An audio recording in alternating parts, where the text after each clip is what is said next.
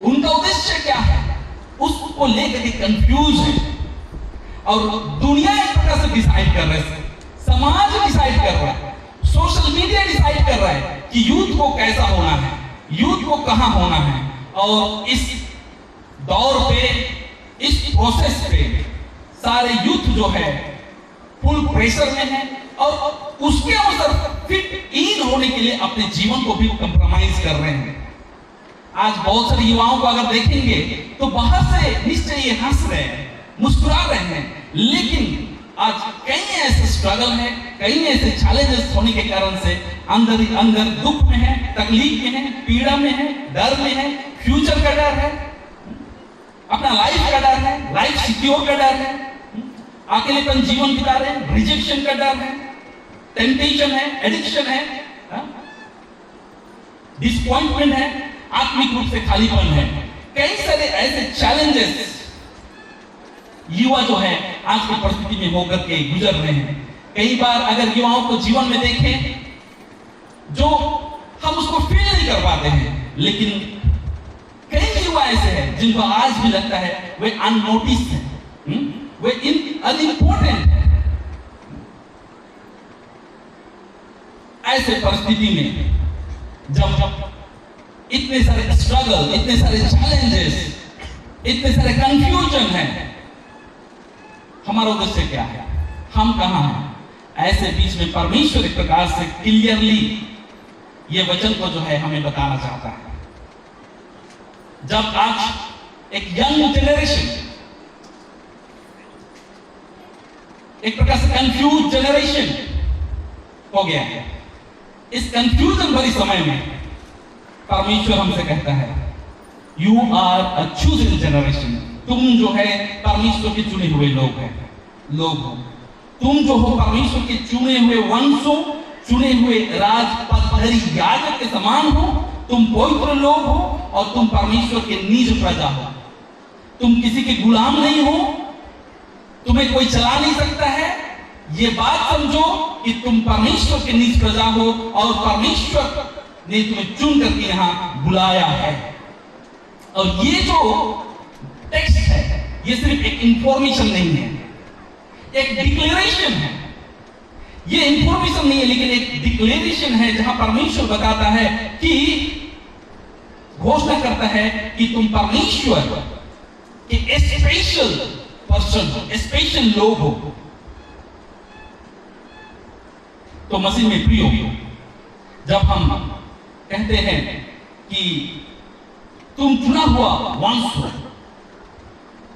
तो ये याद दिलाता है। जब हम पुराना नियम में पढ़ेंगे तो चुने हुए वंश परमेश्वर इजराइलियों के लिए एक वर्ड को यूज करता है,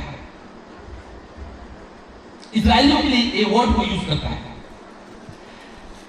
जब मिस्र से इजराइलियों को परमेश्वर छुड़ा करके लाया, फिरौन के दशरथ को नहीं छुड़ा करके लाया, तो पहली बार परमेश्वर ने उन्हें मेरा प्रजा या मेरा वंश करके उन्हें कहा। अगर हम निर्गमन की किताब 19:5-6 या निर्गमन की पूरी किताब में पढ़ेंगे तो हमें मिलेगा। उसी प्रकार से जब इजरायली बंधुआई में थे तब भी परमेश्वर ने उनका कंफ्यूजन भरे समय में परमेश्वर ने उनसे कहा कि तुम मेरे चुने हुए लोग हो। बंधुआई से उनको निकाला, दशरथ के जीवन से उनको निकाला और परमेश्वर ने उनसे कहा कि तुम मेरे चुने हुए हो लोग हो। जिसे जैसे 43 उसका 20 का 21 में कहेंगे, देखेंगे तो पाते हैं वचन कहता है क्योंकि मैंने अपनी चुनी हुई प्रजा के पीने के लिए जंगल में जल और निर्जल देश में नदियां बहाऊंगा, कहता है। इस प्रजा को मैंने अपने लिए बनाया है कि वे मेरा गुण अनुवाद करें। जब उस समय पुराने नियम में इस्राएली लोग बंधुआई में थे, दशरथों के जीवन व्यतीत कर रहे थे, परमेश्वर ने उन्हें उस दशरथों के जीवन से निकाला, उस बंधुआई से निकाला। और जब वे जंगल में थे तो कहता है मैं तुम्हें चुन करके लाया हूं, तुम मेरे चुने हुए प्रजा हो, इसलिए पीने के लिए जंगल में जल और निर्जल देश में नदियां तुम्हारे लिए बहाऊंगा। तो हम लोग यहां से देख पाते हैं कि परमेश्वर जब किसी को चुनता है, जब परमेश्वर किसी को कहता है कि तुम मेरे हो, तो परमेश्वर उनका हर एक एक चीज का ख्याल रखता है, हर एक एक बातों का चिंता करता है। जैसे उसने उसमें पुराने नियम में इजराइलियों के साथ किया, नए नियम में हर एक एक लोग प्रभु में जो है उनके साथ वो करता है, जिसे पतरस उसी चीज को रिफ्लेक्ट करता है और कहता है कि यह जो निर्गमन की कहानी हमें याद दिलाता है कि कैसे ईश्वर ने इजराइल को मिस्र की गुलामी से निकाला है, छुटकारा किया, मुक्ति दिया है और अपना चुना हुआ प्रजा ठहराया है। उसी तरह मसीहों को यीशु मसीह के जरिए जो है पाप की गुलामी से आजाद किया है और पाप की गुलामी से आजाद करके उन्हें चुन लिया है। और इसीलिए आज अगर हम लोग देखेंगे संसार में, तो संसार में पाप के काम अद्भुत रूप से बहुत तेजी से बढ़ रहा है। हर एक जनरेशन के लोग को पाप जो है गुलामी में कर रहा है। लेकिन परमेश्वर कहता है कि यीशु के लहू बहाने के द्वारा से मैंने तुम्हें पाप के गुलाम से छुड़ा करके लाया हूं और तुम मेरे निज प्रजा हुए हो, तुम मेरे चुने हुए लोग हो। इसलिए पतरस इस वचन के द्वारा से कहता है कि अब तुम कोई आम व्यक्ति नहीं हो, अब तुम कोई जनरल कम्युनिटी नहीं हो, लेकिन परमेश्वर के चुने हुए लोग हो, परमेश्वर के छुड़ाए हुए लोग हो, पाप से छुटकारा किए हुए लोग हो और प्रभु यीशु में मसीह का एक युवा योद्धा हो, कहता है। आज बहुत सारे लोग इस चीज को नहीं समझ पाते हैं, या बहुत सारे लोग इस चीज को नहीं समझ पा रहे हैं कि हम लोग जो है एक चूजन जनरेशन है, परमेश्वर ने हमें स्पेशली चुन करके लाया है। इस चीज को हम लोग नहीं जान पा रहे। कहते हैं बुलाए हुए तो बहुत है, लेकिन चुने हुए कुछ ही है। बुलाए हुए तो बहुत है, लेकिन चुने हुए कुछ ही है। और आज यहाँ जितने आए हैं, परमेश्वर ने आपको चुन के लाया है। आज बहुत लोग नहीं समझ पा रहे हैं इस बात को कि हम लोग कोई आम व्यक्ति नहीं है, लेकिन चुने हुए व्यक्ति हैं और परमेश्वर ने हमें स्पेशल पर्पस के लिए चुना है। लेकिन इस चीज को नहीं समझ पा रहे हैं और नहीं समझ पाने के कारण से हम आज बहुत बड़ी संख्या में जो युवा है परमेश्वर के मार्ग से भटक गए हैं, आध्यात्मिकता के मार्ग से भटक गए हैं, धार्मिकता के मार्ग से भटक गए हैं। वो इस संसार के मार्ग में चल रहे हैं, जहां लोग ज्यादा से ज्यादा भीड़ जा रहे हैं उसके पीछे हो रहे हैं। संसार की चकाचौंध रंगीन दुनिया के पीछे जहां भीड़ जा रहे हैं, आज पूरा यूथ भी उसी की ओर जा रहा है। आज कुछ ही लोग जो है परमेश्वर के पीछे हो रहे हैं, क्योंकि लोग नहीं समझ पा रहे कि परमेश्वर ने उन्हें चुन करके बुलाया है। इसलिए बाइबल बताती है, मत्ती 7:12-13 में कहता है, सकेत फटक से प्रवेश करो, सकेत फटक से प्रवेश करो, क्योंकि चौड़ा है वह फटक और सकेत है वह मार्ग जो विनाश को सकेत फटक से प्रवेश करो, क्योंकि चौड़ा है वह मार्ग, और जो सकेत है, जो छोटा मार्ग जो है, क्योंकि सकेत है वह फटक और सकरा है वह मार्ग जो जीवन को पहुंचाता है, और वे थोड़े जो है उसमें जा पाते हैं, कहता है। तो हम लोग देखते हैं सब कोई जो चौड़ा मार्ग है, सब कोई जो है बड़ा मार्ग है, सब कोई जो है कंफर्टेबल रास्ता है, सब उसी में जाना चाहते हैं, क्योंकि उस मार्ग में सब कुछ इजी हमें दिखने के लिए मिलता है। आज के वर्तमान समय की जो खुशी है, आनंद है, आज के वर्तमान समय की जो चकाचौंध रंगीन जीवन है, हमें उस बड़ा और चौड़ा मार्ग में देखने के लिए मिलता है। और इसीलिए सब कोई आज उसी के पीछे भागते हैं। कोई मेहनत नहीं करना चाहता है, सब कोई इजी एक्सेस चाहते हैं और सब कोई भागते हैं उसी के पीछे। लेकिन परमेश्वर कहता है जो छोटा मार्ग है, जो नैरो रोड है, उससे प्रवेश करो। वो भले ही छोटा है, उबड़ खबड़ है, टर्निंग भरा है, दिक्कतें है उसमें, लेकिन वो जो मार्ग है वो जीवन को पहुंचाता है। लेकिन प्रॉब्लम क्या है, आज के जो हमारे जनरेशन है इजी एक्सेस को चाहते हैं। कुछ भी चाहिए, कैसे हम जल्दी किसी चीज को पालें, कुछ भी खुशी अगर दिख रहे तो कैसे हम लोग पालें, मार्केट में कुछ आ गया जल्दी तो कैसे हम लोग उसको एक्सेस कर लें, चाहे उसके लिए कुछ भी करना पड़े। क्या हो जाता था, उसका पानी तो खत्म हो जाता था ना, तो जो क्रैक वाला जो घड़ा है वो निराश हो जाता है और कहता है मैं मीनिंगलेस हूँ, यूजलेस हूँ, मेरा कोई उपयोग नहीं है, मैं अच्छा काम नहीं कर सकता हूँ, कहता है। तो ये व्यक्ति कहता है नहीं, ऐसा नहीं है, तुम मीनिंगलेस नहीं हो, तुम यूजलेस नहीं हो। अगर तुम जिस रास्ते से मैं आता हूँ उस रास्ता को जा करके देखो तो साइड में रास्ता के किनारे बहुत सारे फूल के पौधे उग गए हैं और बहुत सारे कलियां वहां से निकली है। क्यों पता है? क्योंकि तुम्हारा जो घड़ा क्रैक था उसमें से जो पानी गिर रहा था वो पानी उनको मिल रहा था, और जितने भी बीज मैंने वहां लगाया था रास्ता के किनारे, मुझे पता था तुम्हारे यहाँ से पानी गिरेगा क्योंकि क्रैक हो, तो वो क्या हुआ, बहुत सारे पौधे फूल आए। उनको लगता तो क्रैक है, लेकिन उस व्यक्ति ने अद्भुत रूप से उस क्रैक घड़ा को भी क्या किया, उपयोग में लाया। नहीं, आज हमें भी अगर लगता है कि हम कुछ नहीं कर सकते, हम बोल नहीं सकते, हम कमजोर हैं, हमारे पास कॉन्फिडेंस नहीं है, हम पढ़ाई में अच्छे नहीं हैं, हम स्कूल में अच्छे नहीं कर पा रहे, हम कंपटीशन के लिए तैयारी नहीं कर पा रहे हैं, हमें नौकरी मिलेगा कि नहीं मिलेगा हमें पता नहीं, इस प्रकार के कंफ्यूजन में होना, तो परमेश्वर ऐसे लोगों से बताना चाहता है, परमेश्वर तो हमेशा ऐसी दुर्बल लोगों को चुना है, कमजोर लोगों को चुना है, जवान लोगों को चुना है और उसके द्वार से अद्भुत अद्भुत काम किया है। देखिए इस घड़ा को लगा नहीं कि क्रैक का इसका कोई उपयोग नहीं है, लेकिन उस घड़ा से भी कितना उपयोग हो गया।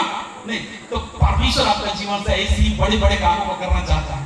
इसलिए अगर आपको लगता है ना कि आप यूजलेस हो, क्या कंफ्यूज जनरेशन के हो, तो याद रखो परमेश्वर ने तुम्हें चुन करके यहाँ बुलाया है, उसके ऊपर अपने जीवन को क्या कर दो, संपूर्ण रूप से समर्पण कर दो। हम लोग देखते हैं ना, जब प्रभु यीशु मसीह ऐसे भीड़ में संबोधित कर रहा था और जब भूख लगती है, परमेश्वर प्रभु यीशु कहता है कि क्या करो, इनको खाना खिलाओ, कहता है नहीं, इनको क्या करो, खाना खिलाओ। तो उसके पास क्या खाना होना, कुछ था, कुछ खाना नहीं था। तो उसके चेले भी क्या हो गए, चिंतित हो गए, उसके चेले भी डरने लगे, घबरा गए, कैसे खाना खिलाएं। अब उसी बीच में से एक बच्चा क्या लेके आता है, कितना रोटी, 5 रोटी और 2 मछली लेकर आता है, और इतने हजार हजार लोग वहां पर आते हैं। नहीं, और प्रभु यीशु को देता है 5 रोटी और 2 मछली लेकर के आता है, और हजार हजार लोग आते हैं और प्रभु यीशु को देता है। और प्रभु यीशु को जब देता है तो क्या हो जाता है, और रोटी और मछली मल्टीप्लाई हो जाता है, बढ़ जाता है, और सब कोई खा करके तृप्त हो जाते हैं ना। वैसे ही आज आपके जीवन को दीजिए प्रभु को। आज हो सकते हैं आप कई सारी चीजों में कमजोर हो, कई सारी चीजों में दुर्बल हो, कई सारी चीजों में आपको लगता है आपका जीवन कुछ भी नहीं है, मीनिंगलेस है, कुछ नहीं कर सकता। आपको लगता है, आपको अगर लगता है मेरा परिवार में मेरा कोई अस्तित्व नहीं है, समाज में हमें कोई पूछ नहीं रहा है, कलिसिया में मैं अकेला हूं, ये सारे कमजोर कड़ी को, हर एक टूटे हुए मन और हृदय को प्रभु के पास लेकर के आओ। जिस रूप से प्रभु ने 5 रोटी और 2 मछली को मल्टीप्लाई करके कितने हजारों को खिला दिया ना, प्रभु यीशु मसीह आपके जीवन को भी वैसे ही बदल देगा, और कल आपके जीवन से बहुत सारे लोग आशीष को पाने पाएंगे, आपके जीवन से आशीष की धाराएं बाहर निकलेंगी। तो मसीह में मेरे प्रियो, निश्चय ही आज मत कहिए कि मेरा टैलेंट बहुत स्मॉल है, मैं बोल नहीं सकता हूँ, मेरे पास गिफ्ट नहीं है, वरदान नहीं है। देखिए यिर्मयाह को जब चुना, यिर्मयाह क्या कहा, यिर्मयाह कहा मैं तो बोलने नहीं सकता, मैं तो अभी भी जवान ही हूँ, छोटा ही हूँ। परमेश्वर ने कहा मैं तुम्हें गर्भ से रचने के पहले चुन लिया था, तुम्हारे गर्भ में रचने के पहले चुन लिया था। और यिर्मयाह के तौर से भी प्रभु यीशु ने और परमेश्वर पिता ने अद्भुत रूप से काम किया, और बहुत सारे लोगों को जो है यिर्मयाह के द्वार से उद्धार का संदेश मिला, नहीं बहुत सारे लोगों को। तो निश्चय आज कितना भी एक्सक्यूज हो, कितना भी प्रॉब्लम्स हो, डिफिकल्टीज हो आपका लाइफ में ना, सब चीज को प्रभु को लाके दो, एक बार लाके दो, परख के देखो, समर्पण होकर के देखो, परमेश्वर आपका जीवन को बदल देगा। निश्चय ही आने वाले समय में आप में से यहाँ से है कई सारे लोग बड़े से बड़े स्थान में जाओगे, ना केवल सामाजिक संस्थान में ना, लेकिन आत्मिक संस्थान में भी आप लोग जाओगे। समाज में रह करके आध्यात्मिक जीवन में भी बहुत सारे लोगों का क्या दिखाओगे, मार्ग दिखाओगे, क्योंकि आप लोग चुने हुए वंश के साथ साथ चुने हुए याजक भी हो। नहीं तो परमेश्वर का वचन का प्रचार करना सिर्फ यहाँ पे बैठे पादरी गान, बिशप गान, प्रचार गान का नहीं है, लेकिन हर एक जवानों का भी है। क्यों? क्योंकि प्रभु यीशु ने एक ग्रेट कमांडमेंट हमें दिया है ना, कमीशन दिया है। क्या है? जाओ जाकर सारे सृष्टि में लोगों को पिता और पुत्र और पवित्र के आत्मा के नाम से बपतिस्मा दो और मेरे चेले कहो ना। तो परमेश्वर इस वचन के द्वारा से हर एक जन को आशीष प्रदान करे, हर एक जन को अनुग्रहित करे कि सब कोई इस चीज को समझे, रियलाइज करे कि हम लोग आम लोग नहीं है, हम लोग आयरा गैरा लोग नहीं है, लेकिन हम लोग चूजन जनरेशन है, लेकिन हम लोग चुने हुए लोग हैं। परमेश्वर सबों को बहुत आशीष दे और सबों के जीवन में बरकत, समृद्धि और आशीष से भर दे कि आने वाले समय में सब जो है परमेश्वर के गवाह बनने पाए। आमीन। आइए हम प्रार्थना करें। हे जीवित अनुग्रहकारी परमेश्वर पिता, आपको धन्यवाद देते हैं कि आपने ये सुंदर समय और सुंदर घड़ी हमारे जीवन में दी है, जहां हम आपके वचन को अध्ययन और मनन चिंतन कर पाते हैं, और जहां हमें ये एहसास मिलता है, जहां आप हमें बताते हैं कि हम लोग जितने यहाँ पे उपस्थित लोग हैं वे कोई आम लोग नहीं है, लेकिन आपने इन्हें चुन करके यहाँ बुलाया है, चुन करके यहाँ लाया है, और ये आपकी प्रजा है, आपके लोग हैं, और इसके प्रति आपका बड़े बड़े काम को करना है। पिता परमेश्वर, हम प्रार्थना करते हैं, निश्चय ही आपने इसे अंधकार में रहने के लिए नहीं बुलाया है, लेकिन आपके बड़े बड़े कामों को करने के लिए बुलाया है, आपके गुण को प्रकट करने के लिए बुलाया है। पिता, इनमें ऐसे सामर्थ, ऐसा आशीष, ऐसा अनुग्रह से भर दीजिए इनके जीवन को, कि आने वाले समय में इनके द्वारा से आपके गुण प्रकट होने पाए, इनके जीवन आशीष और समृद्धि से भर करके इनके जीवन से आशीष की धाराएं बहने लगे, और यहाँ के आसपास के लोग, जगत के कोने कोने में लोग जहां भी है, ये लोग जहां जहां पहुंचेंगे आपका नाम का वचन जो है बांटने पाएंगे। प्रभु जी, किसी के भी जीवन में प्रभु अगर तकलीफ है, किसी के जीवन में अगर कंफ्यूजन है, हर एक युवा आपके चुना हुआ प्रजा है प्रभु, हर एक कंफ्यूजन को दूर कीजिए, इनके जीवन में क्लैरिटी ऑफ माइंड दीजिए पिता परमेश्वर, कि सब कोई आपके दिव्य वचन के साथ में आशीष में आगे बढ़ने पाएंगे और आपकी गवाही करने पाएंगे। निश्चय पिता परमेश्वर, आज कई सारे यहाँ पे यूथ बैठे हैं, कई सारे यूथ यहाँ पे एकत्रित हुए हैं, जिनके भी जो चाह है, जो उद्देश्य है, जो खालीपन को लेकर के आए, उनके खालीपन को भर दीजिए प्रभु जी। जो प्रार्थना में आपसे मांग रहे हैं, उनको प्रार्थना को सुनिए प्रभु जी, और आने वाले समय में निश्चय बहुत सारे लोगों के जीवन में अद्भुत काम होने पाए, बहुत सारे लोग स्कूल में अच्छा करने पाए, कंपटीशन में अच्छा करने पाए, बहुत सारे लोग कॉलेज में अच्छा करने पाए, जो तैयारी करे उस तैयारी में अच्छा करने पाए। ऐसे कर प्रभु कि सब कोई जानने पाए कि निश्चय ये लोग चुने हुए लोग हैं, और इनको आप उपयोग कीजिए प्रभु जी। इन्हें आपने जगत से अलग करके बुलाया है, तो अलग करके इनका पहचान आप ही बनाइए पिता परमेश्वर, हम आपसे विनती करते हैं। धन्यवाद, आपके वचन को हमारे बीच में आपने बांटा है, धन्यवाद आपके वचन को आपने हमारे बीच में प्रभु जी दिया है। सभी बातों को आपके हाथ में पुनः देते हैं, और ये विनती की प्रार्थना और घाटे यीशु के नाम से मांगते हैं। आप इसे सुनिए और जैसे स्वर्ग राज में ग्रहण कीजिए। आमीन। सभी को जोरदार ताली मारिए।